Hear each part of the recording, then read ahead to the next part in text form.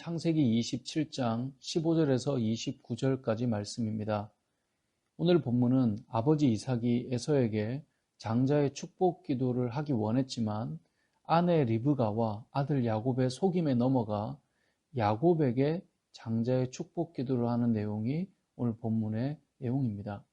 그러니까 리브가와 둘째 아들 야곱의 거짓과 속임수를 기록하고 있는 내용인데, 이 사건을 잘 생각해 보면 이미 하나님께서 큰 자가 작은 자를 섬길 것이라 하였음에도 자기가 좋아하는 아들이라는 이유로 에서에게 축복 기도를 하려는 불순종하는 이삭의 모습으로 시작하고 있는 것이고, 뿐만 아니라 장자의 축복을 가볍게 여기고 자신의 배고픔을 달래기 위해 주간 그릇에 팔아버렸던 이 에서의 가벼움도 이미 전제로 깔려 있습니다. 그러니까 오늘 본문을 잘 생각해 보면 등장하는 4명 모두가 하나님의 뜻에 합당한 모습을 보여주지 못하는 상황 속에 하나님의 말씀이 성취되어져 가고 있다라고 하는 것을 우리가 알 수 있게 되는 내용입니다. 사건을 간단히 설명하면 이삭은 맏아들 에서를 불러 자신을 위해 사냥을 하여 그가 즐기던 별미를 만들어 먹게 하고, 그리고 마음껏 장자였던 에서를 축복하게 하라고 말하고 있습니다. 하나님의 말씀에 지금 불순종하고 있는 이삭이죠. 이것이 27장 1절에서 4절까지 내용입니다. 그리고 이 이야기를 리브가가 들었어요. 그리고 리브가가 야곱을 급히 불러서 형이 사냥해서 돌아오기 전에 너가 별미를 만들어 아버지에게로 들어가서 축복 기도를 먼저 받으라고 말해요. 자, 속여서라도 기도를 받으라는 거죠. 12절을 보면 야곱은 이렇게 말해요. 아버지께서 나를 만지실 건데 내가 아버지의 눈에 속이는 자로 보여질 거다. 이건 복은 고사하고 저주를 받을 거다 라고 거절해요. 아버지께서 비록 눈이 어두워도 만져보시면 이 속임수가 탄로 날 건데 어떻게 일을 하라는 거예요. 그러자 어머니 리브가가 말하죠. 13절입니다. 내 아들아, 너의 저주는 내게 돌리리니 내 말만 따르고 가서 가져와라. 그러니까 저주는 내가 받을 테니까 너는 엄마 말만 듣고 시키는 대로 해라, 이 말이에요. 자, 이렇게 야곱은 어머니의 말씀을 듣고 아버지 이삭에게 가게 되죠. 그런데 아버지가 몇 차례나 확인을 해요. 왜냐하면 아무리 봐도 에서가 아니거든요. 아니, 두 아들을 키웠던 아버지가 이거 한두 해를 키운 것도 아니고 그 긴 세월을 키워가면서 에서와 야곱을 구분 못하겠습니까? 그래서 무려 4번이나 체크를 해요. 어머니가 만든 별미를 가지고 이제 야곱은 아버지에게 들어가죠. 아버지라고 부르자 아버지가 뭐라고 말합니까? 가장 먼저 이렇게 말해요. 18절에 보니까 내가 여기 있다. 내 아들아, 넌 누구냐? 라고 물어봐요. 그러니까 아무리 봐도 목소리를 들으면 아닌 걸 아는 거죠. 그런데 야곱이 대답해요. 저는 에서입니다. 사냥한 고기로 만든 별미를 드시고 저를 축복해 주십시오. 이상하잖아요.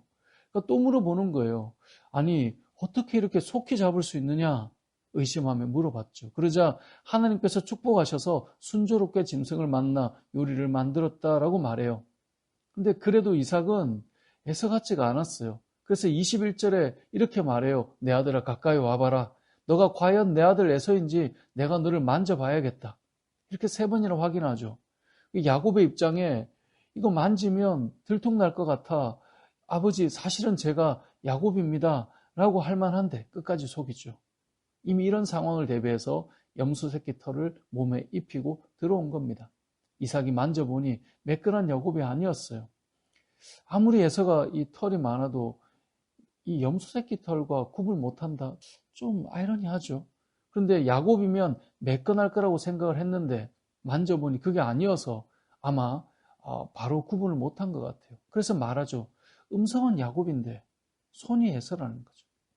그러면서 마지막에 별미를 먹고 축복 기도하기 전에 또 물어요. 24절이죠. 너가 진짜 에서냐? 야곱은 마지막까지 속여요. 네, 제가 에서입니다. 자, 보십시오. 하나님께서 큰 자가 작은 자를 섬길 것이라고 약속을 하셨음에도 그것과 무관하게 자기의 뜻대로 축복 기도하려는 이삭. 이 장자의 축복을 가볍게 여기고 쉽게 넘겨버렸던 에서가 뒤늦게 알고 분노하는 모습. 하나님께서 큰 자가 작은 자를 섬길 것이라는 말씀을 주셨음에도 믿음으로 기다리지 못하고 속이고 거짓된 방식으로 기도를 받는 야곱, 그리고 그렇게 하도록 시킨 리브가, 자, 이런 모습 속에서도 하나님의 말씀이 지금 성취되어져 가고 있음을 우리가 보게 되는 거죠. 하지만 여기서 우리가 기억해야 될 것이 있습니다.